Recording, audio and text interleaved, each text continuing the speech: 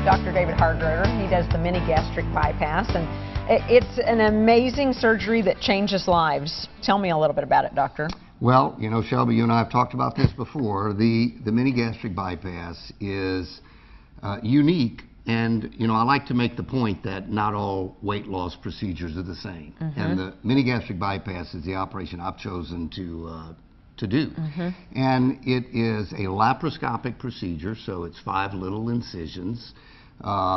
It's about a 45-minute long operation where we create a small stomach pouch, so you physically can't eat as much as you used to. And also we bypass a portion of your small intestine, so even what you do eat, you're not absorbing as many calories as you used to. Amazing. And so it's an overnight stay in the hospital. You go home the next day and start losing weight. That is insane to me that you go home the next day. That's simple, and it changes your life. Not only do you look better, you're going to feel better. Tell them about how they can get off their medications. Well, you know, the other thing I like to tell my patients is my goal is not to make you skinny. My goal is to make you healthy.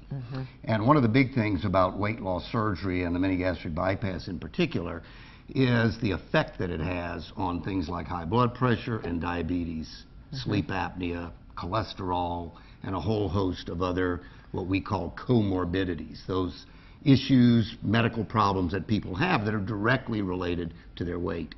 And so diabetes, for example, I've got patients that have been on, you know, insulin and 2 or 3 different oral meds, and their sugars are still not under good control.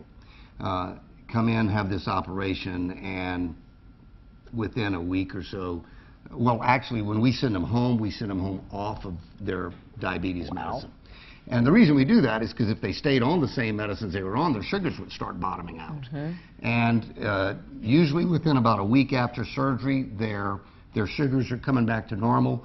Hemoglobin A1C, for those that have diabetes, they know what a hemoglobin A1C is. And you check that lab value, and you know, our data shows that 6 months, a year, their hemoglobin A1C is down below 6.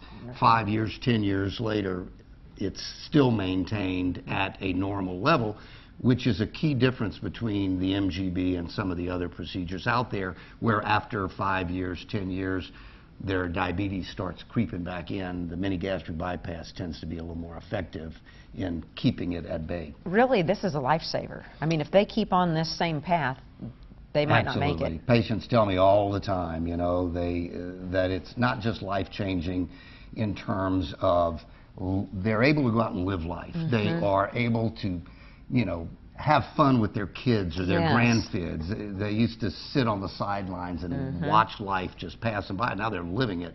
But in addition, it actually does help their health, help them to live a longer and healthier life. How much overweight do you need to be able to have this? Well, it varies. I can't put a pound amount to it, but as a general rule, about 50 to 75 pounds overweight is where we start looking at it. You know, the point is it's not cosmetic surgery.